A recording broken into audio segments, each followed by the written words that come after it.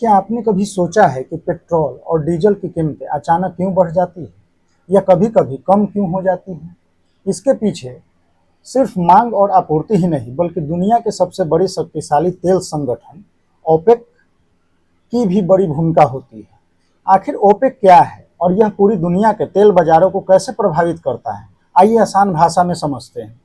हाल ही में ओपेक के दूसरे सबसे बड़े जो तेल उत्पादक देशों में से एक है, इराक ने संकेत दिया कि अगर उसके तेल उत्पादन कोटे में पर्याप्त बढ़ोतरी नहीं की गई तो वह ओपेक छोड़ने पर विचार कर सकता है। इस खबर के बाद ओपेक एक बार फिर से चर्चा में आ गया। इसे ऐसे समझते हैं कि मान लीजिए किसी शहर के सभी दूध विक्रेता मिलकर तय करें कि रोज कितना दूध बेचना है।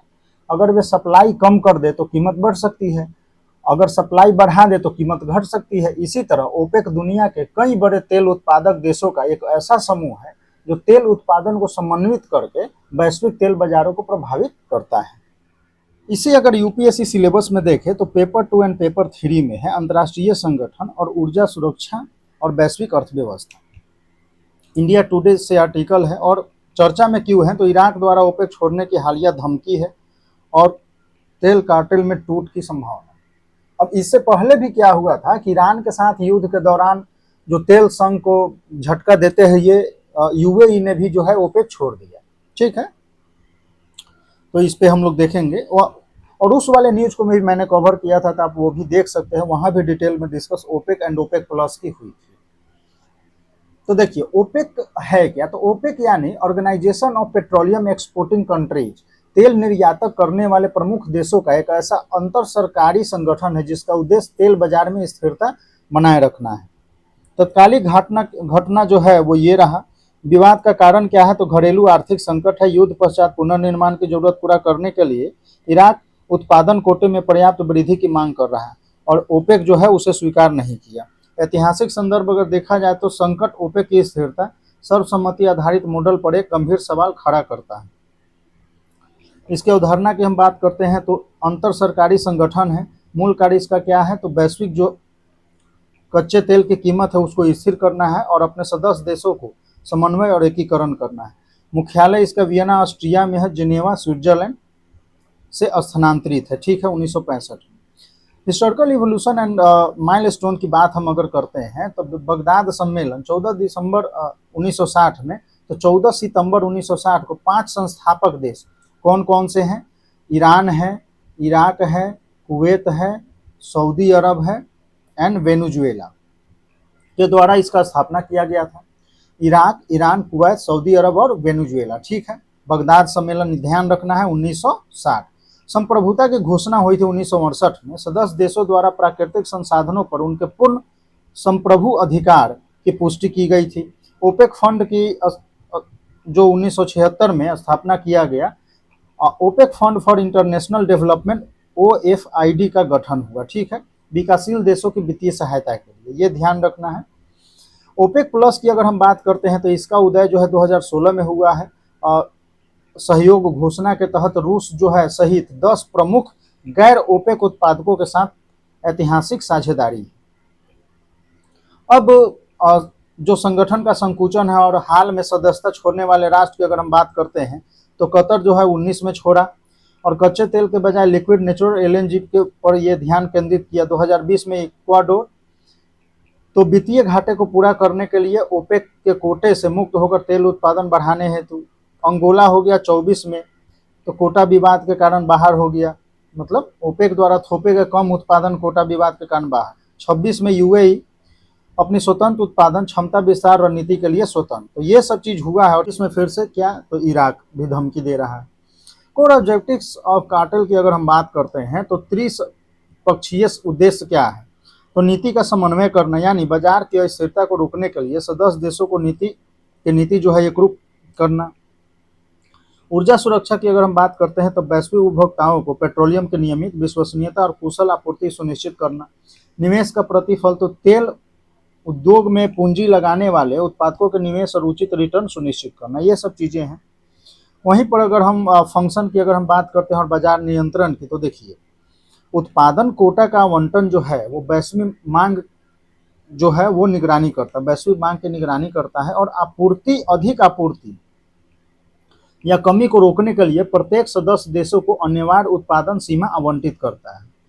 अगर हम इसकी बास्केट की बात करते हैं तो वैश्विक मूल्य अस्थिरता मूल्यांकन करने के लिए ओपेक कच्चे तेल के कीमतों के लिए आधिकारिक मूल्य निर्धारित संदर्भ बास्केट का प्रबंधन भी करता है। आपूर्ति में कटौती करता है, यानी आर्थिक मंदी या महामारी के समय तेल की कीमतों को क्रैश होने से बचाने के लिए बड़े पैमाने पर और बड़े समूह जो है बड़े पैमाने पर स्वैच्छिक उत्पादन कटौती लागू करता है। जलवायु नीति संचालन की अगर हम बात करते हैं तो वैश्विक पर्यावरण वार्ताओं में भाग लेना, वास्तविक ऊर्जा आंकड़ों के आधार पर दीर्घकालिक निवेश मॉडल ये सब तैयार करना है। यहीं पे अगर हम बात करते हैं कि वैश्विक मुद्रास्फीति नियंत्रण हो गया और रणनीतिक महत्व और घटता प्रभाव, तो देखिए ओपेक के निर्णय सीधे तौर पर वैश्विक कच्चे तेल की कीमतों को प्रभावित करते हैं, जिससे विकासशील देशों में आयात बिल, राजकोषीय घाटा और मुद्रास्फीति तय होती है। ठीक है, विकासशील देशों में यह ध्यान रखना है। यूएस सेल ऑयल जो है कि चुनौती, तो अमेरिका द्वारा गैर पारंपरिक सेल तेल के उत्पादन में भारी वृद्धि ने ओपेक बाजार को प्रभावित किया है और इसे एक अधिकार को भी काफी कम किया। भू राजनीतिक ध्रुवीकरण, तो रूस के साथ मिलकर ओपेक प्लस समूह पश्चिमी यानी यूरोप और अमेरिका के खिलाफ एक आर्थिक हथियार के रूप में देखा जाता है। यहीं पर अगर आंतरिक संकट और भारत पर प्रभाव की अगर हम बात करते हैं तो ओपेक की संरचनात्मक कमजोरियां है। सदस्य देशों के बीच आर्थिक हितों के टकराव, इराक हो गया, अंगोला संकट साबित करता है कि कार्टेल अपने सदस्यों के संप्रभु वित्तीय जरूरतों को दबाने में अक्षम रहा है। भारत के लिए अगर हम बात करें, भारत के लिए निहितार्थ क्या है, तो देखिए भारत अपने कच्चे तेल की जरूरत लगभग 80 से 85% आयात करता है और ओपेक की हिस्सेदारी ऐतिहासिक रूप से सर्वाधिक रही है। रणनीतिक विविधीकरण की अगर देखा जाए तो ओपेक के भीतर टूट और इराक, यूएई जैसे देशों स्वतंत्र होने से भारत को मोलभाव करने का मौका मिलेगा। भारत अब रूस, अफ्रीका, अमेरिका से तेल आयात बढ़ाकर अपनी ऊर्जा सुरक्षा को सुरक्षित कर रहा है। प्रैक्टिस क्वेश्चन है, आप इसे देखेंगे, इंपॉर्टेंट है, क्योंकि देखिए यूएई बाहर आया, अब इराक जो है धमकी दे रहा है, तो इससे क्या होगा कि इस पे क्वेश्चन बनने की संभावना है। और आपको ध्यान रखना है कि देखिए ओपेक क्या करता है, तो तेल उत्पादन कोटा तय करता है, जरूरत पड़ने पर उत्पादन कम या ज्यादा करता है, तेल बाजार में स्थिरता बनाए रखने का कोशिश करता है और सदस्य देशों में पेट्रोलियम नीति का समन्वय करता है। तो ये सब चीजें जो है करता है वो, तो ध्यान रखना है। वर्तमान में चर्चा में क्यों है, तो इराक अधिक उत्पादन चाहता है, उत्पादन कोटा विवाद है और पहले भी जो है कुछ देश जो है ओपेक छोड़ चुके हैं, तो इस पे भी चर्चा है और इससे वैश्विक तेल बाजार पे असर पड़ता है। भारत के लिए महत्व की बात अगर आती है तो भारत अपनी तेल आवश्यकता का बड़ा हिस्सा आयात करता है। ओपेक के फैसले का सीधा असर भारत पे पड़ेगा। कारण क्या है, कच्चे तेल की कीमत, पेट्रोल डीजल की लागत, महंगाई, व्यापार घाटा, ऊर्जा सुरक्षा, ये सब चीजें हैं भारत को लेकर। अंत में अब यही कहेंगे कि इस प्रकार ओपेक केवल तेल उत्पादक देशों का संगठन नहीं बल्कि वैश्विक ऊर्जा बाजार का एक महत्वपूर्ण खिलाड़ी भी है। इसके उत्पादन संबंधी निर्णयों का असर तेल की कीमतों से लेकर महंगाई, ऊर्जा सुरक्षा, दुनिया की अर्थव्यवस्था तक पड़ता है। इसलिए आप ओपेक और ओपेक प्लस जो दोनों हैं इनको बेहद अच्छे से समझना है, ठीक है।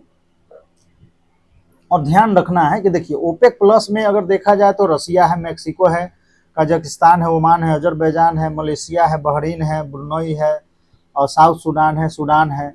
और ओपेक मेंबर में 12 हैं देश, तो वो भी आप देख लेंगे, ठीक है। और